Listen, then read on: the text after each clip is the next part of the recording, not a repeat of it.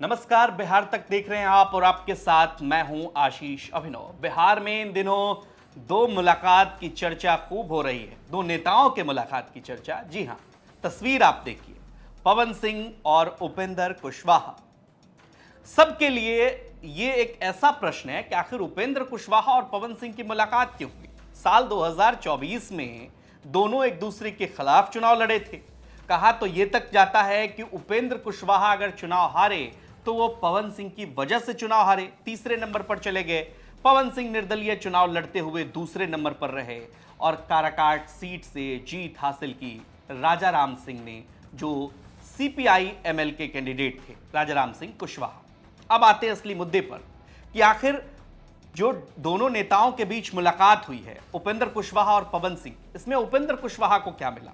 उपेंद्र कुशवाहा चुनाव हारकर तीसरे नंबर पर जरूर चले गए, लेकिन उन्हें भारतीय जनता पार्टी ने अपने कोटे से राज्यसभा भेज दिया। उपेंद्र कुशवाहा राज्यसभा के सदस्य हुए 2 साल के लिए। अब सवाल ये कि जिनकी वजह से उपेंद्र कुशवाहा चुनाव हार गए, आखिर साल 2025 आते आते ऐसा क्या बदल गया पॉलिटिक्स में जो उपेंद्र कुशवाहा और पवन सिंह की मुलाकात बीजेपी इतने आतुरता से करवा रही है। जब पवन सिंह और उपेंद्र कुशवाहा की मुलाकात हो रही है तो आप देखिए, इसमें सबसे महत्वपूर्ण कड़ी विनोद तावड़े, बीजेपी के बड़े नेता, ऋतुराज सिन्हा, बीजेपी के बड़े नेता, दो बड़े नेताओं के बीच ये बैठक होती है, दोनों नेताओं के बीच मुलाकात होती है।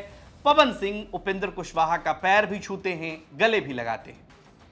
पवन सिंह से मुलाकात के बाद उपेंद्र कुशवाहा इसे शिष्टाचार मुलाकात बताते हैं। लेकिन असली पॉलिटिक्स जो है वो साल 2025 के बिहार विधानसभा चुनाव को लेकर है। दरअसल कहा यह जा रहा है कि राजपूत मतदाता और कुशवाहा मतदाता साल 2024 के लोकसभा चुनाव में भारतीय जनता पार्टी से छिटक गए। लिहाजा आप देखें, शाहबाद के इलाके में औरंगाबाद से अभय कुशवाहा चुनाव जीतते हैं आरजेडी के टिकट पर। दूसरी तरफ राजा राम सिंह कुशवाहा, वो सीपीआई एमएल के कैंडिडेट होते हैं, वो भी चुनाव जीतते हैं।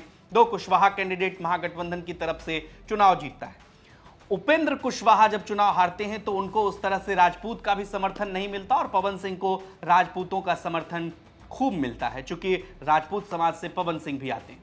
इस पूरे थ्योरी को लेकर वरिष्ठ पत्रकार प्रियदर्शी रंजन क्या कुछ कह रहे हैं, सुनिए। उपेंद्र कुशवाहा और पवन सिंह के प्रकरण में एक बारगी यह लग रहा है कि फायदा पवन सिंह को हुआ है, लेकिन अगर अंदर की बातों पर गौर करें तो मुझे लगता है कि इसमें फायदा उपेंद्र कुशवाहा को भी हुआ है। सीट बार्गेनिंग को लेकर के एनडीए के भीतर उपेंद्र कुशवाहा की जो उहापोह वाली स्थिति बनी हुई थी, उसमें अब स्थिरता आएगी। भारतीय जनता पार्टी जैसी पार्टी एनडीए के भीतर उपेंद्र कुशवाहा की पार्टी को ज़्यादा तवज्जो देगी। उपेंद्र कुशवाहा के लिए ये बड़ी डील है।